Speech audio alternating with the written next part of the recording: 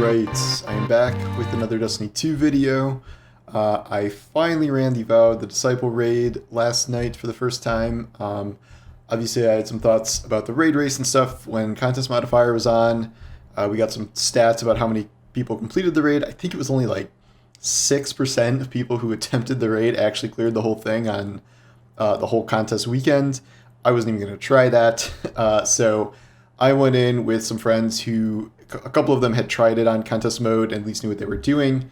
My friend David, Main Pain, taught me all the encounters, me and my friend Colin, who are my like real life friends, and then we ran with Flip and some other guys who were really great and helped us out, and very, very smooth run. It took, I don't know, 2.5 hours maybe, but a lot of that was just sort of being taught things. I think we only failed a single encounter. We failed the, I think it's encounter 3, the one with all the relics, because it's kind of chaotic. We failed that a couple times because like if someone just randomly dies with the wrong relic at the wrong time, you can fail the whole thing. But the other segments, we did I don't even know what the encounters are called at this point.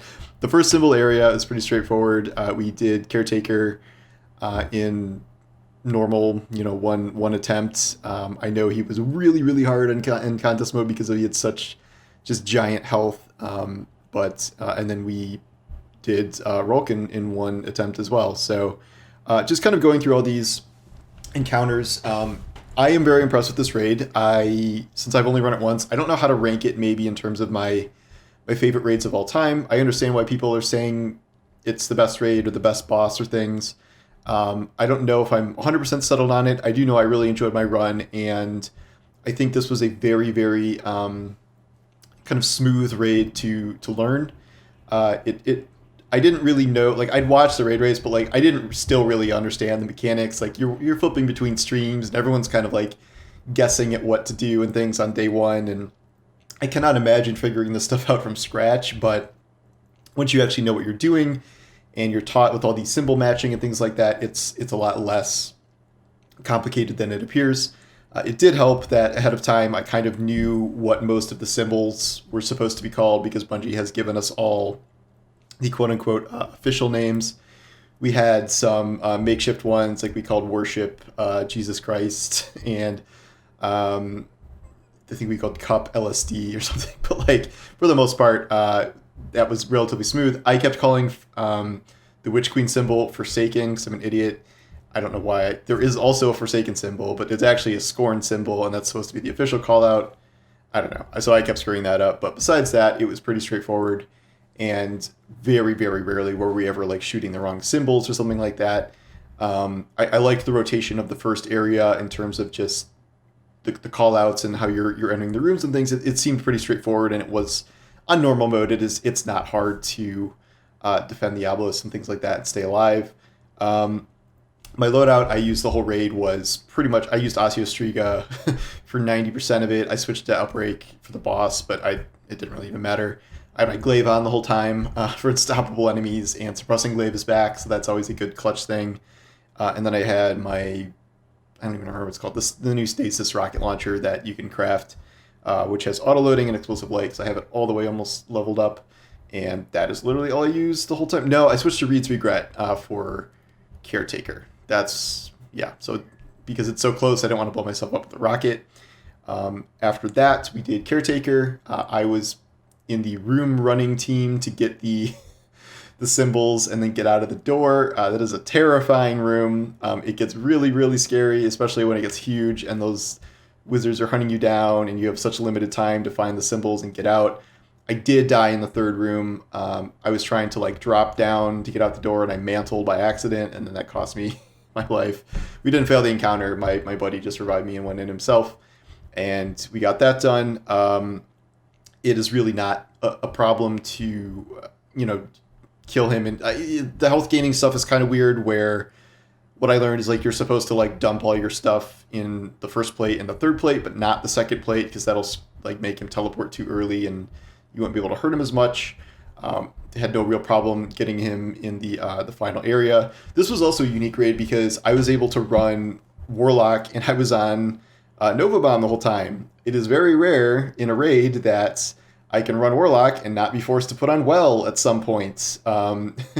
And because both of these bosses have you moving around. So, I mean, Caretaker has, 9 different plates you have to rotate to. And then Rhulk is just sprinting around the freaking arena. So, like, you can't even, I know people were using Wells on day one to stay alive and stuff, but you don't really need that for survivability in normal mode. And if Rhulk kicks you, you're kind of dead regardless. But otherwise, you don't really need the damage from Well or Well to survive. So using Nova Bomb was perfectly viable.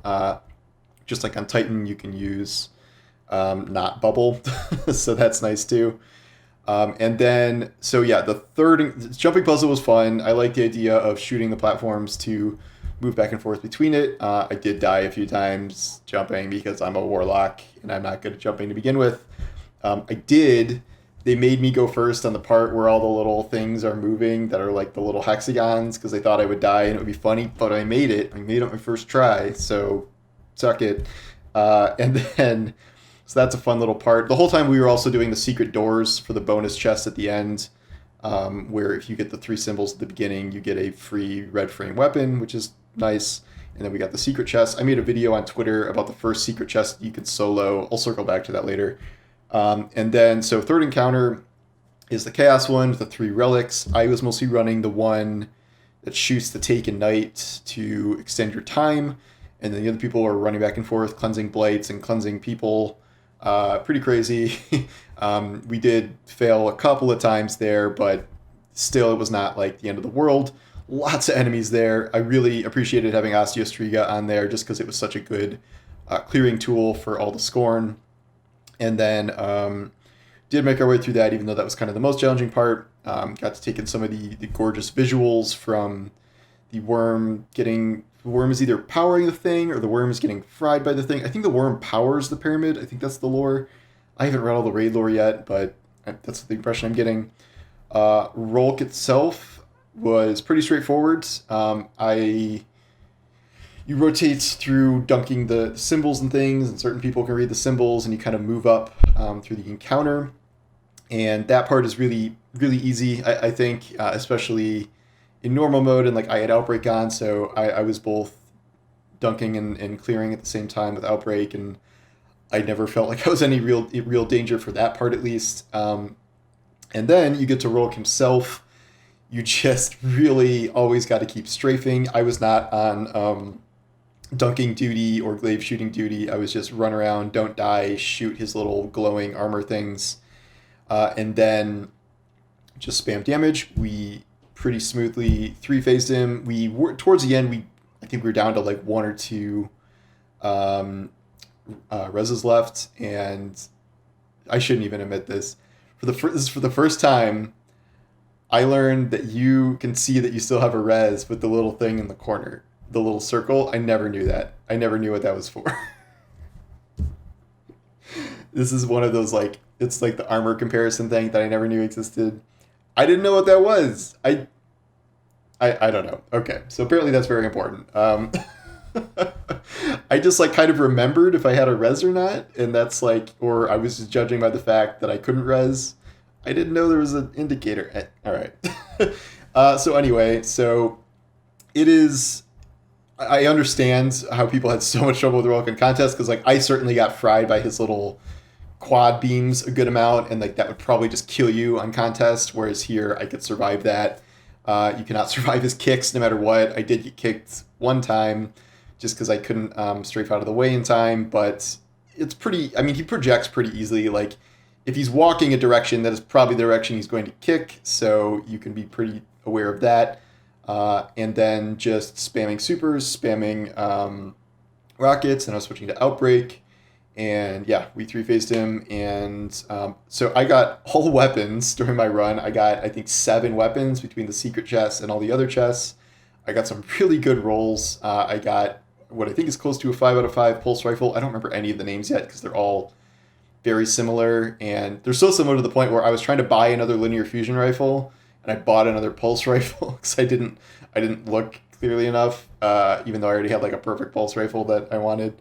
Got a pretty good submachine gun. I got chain reaction on the breach grenade launcher, which I know some people are very, very in dire search of. I got a couple interesting rolls on the fusion. I don't even know what the best roll is for that, but just any stasis fusion that can be in that slot is perfect for me, so I'm glad I got at least one. I think the only weapon I'm missing is the glaive. I think that's the only one I didn't get, and I did not get any armor pieces. And so yeah, so at the end, if you do the 3 correct rooms, you will get a red frame weapon. You can also buy a 1 red frame weapon a week, I think, per account.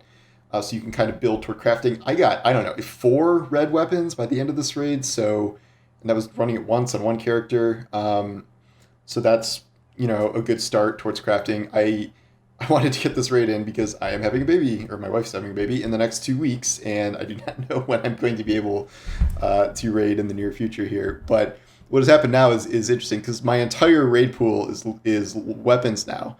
And there was a very, very easy solo chest that you can get by every week, 3 times a week, in the very first area. Just check my Twitter, I did a video on it. It's like a minute long. And since my pool is all weapons, I can just get 3 free weapons every single week from that chest forever now, essentially. If I run it more and get more armor, then I will run the risk of getting armor from that instead. You can do that, but you need something in your loot pool first. Like, you need to have cleared at least an encounter, and then whatever is in your loot pool will be the only things that drop from there. If you have nothing, you will just get mods and spoils, which is okay in its own right. I mean, spoil farming is good too. But you want to probably clear the raid at least once to get some stuff in your loot pool. Very, very good run, especially for me with all my weapons. So I can get every weapon, essentially, in theory, except the glaive. The rolls I got today were not great on my Hunter and my Titan, but whatever, it's fine. I'm assuming red weapons can drop from that by chance. I don't know that for sure, but I would guess so.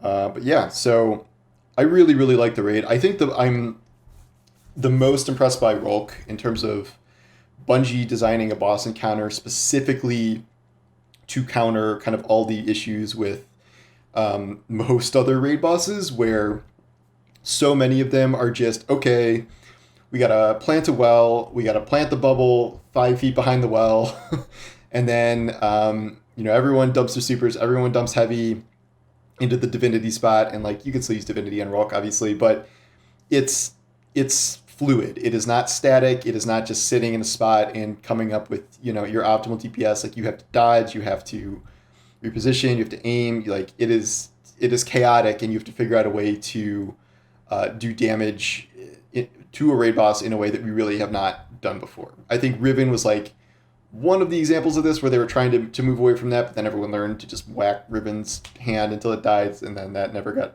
patched because everyone would have been mad.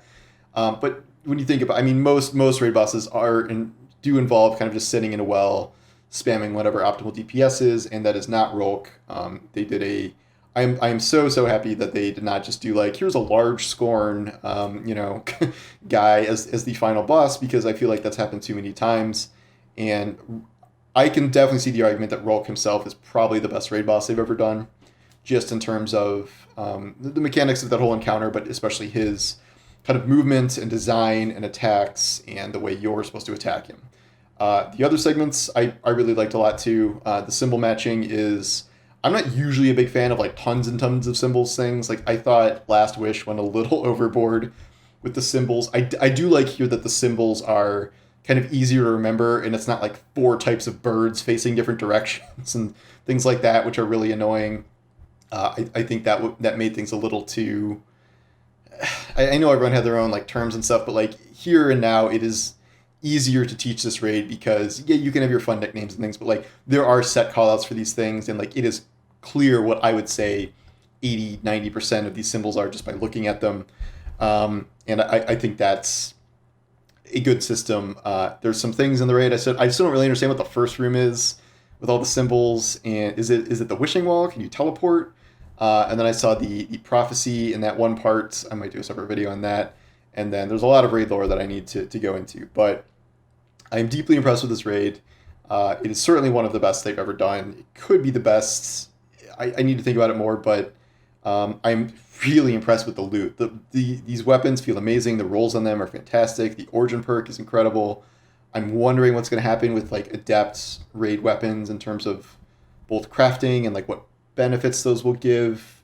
because we're kind of in a weird territory with origin traits and crafting now, but these are really, really coveted weapons. The armor looks cool. I like that the armor moves. I don't have any armor pieces. I just wanted the Rhulk helmet, because that's a really cool helmet that like flutters around and things. But yeah, I'm very impressed with pretty much every piece of this raid. I thought they knocked it out of the park, did a phenomenal job. This is why I was willing to be like, okay, Witch Queen is the best expansion, because I knew the raid would be good. I didn't know if it would be this good, but I knew, given what else they had shown us, in the Witch Queen, I did not imagine that the raid was going to be bad. And sure enough, it's not bad. It's very good. So we will see how many more times I can run it, but for now I'm probably just going to be farming that easy chest every week for the time being and getting more raid weapons and things. But yeah, highly recommend you check it out, find a group and get it done. I would say it's an easier raid to learn than some past raids. Pretty straightforward, and in execution is not really all that difficult either. I don't know, like I'm not the world's best player or anything, and I felt it was pretty easy to pick up and do pretty well in it if you just kind of understand the base mechanics and know what the names of the symbols are. That's like the main thing. But anyway, I hope you all liked it as well. Let me know your thoughts in the comments, and I might dive into the lore of the raid a bit now that I've met Rhulk in person here, but we'll save that for another day. So anyway, thanks for watching, and I'll talk to you guys soon. Take care.